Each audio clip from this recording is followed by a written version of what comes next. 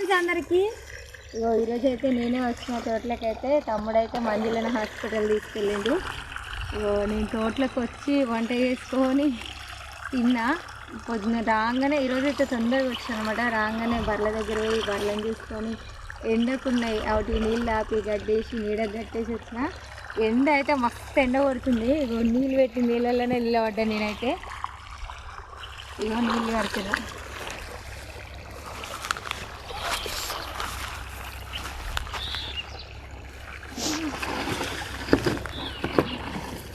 ఒక్కొక్క చెట్టుకు రెండు పైపులు వేస్తున్నా. ఒక చెట్టు నిండా ఇంకా చెట్టు పైపులు వేయాలి. మా తమ్ముడు ఉంటే చెరొక పని చేస్తుంటే ఈరోజు అయితే పని అంతా నా మీదనే ఉంటుంది.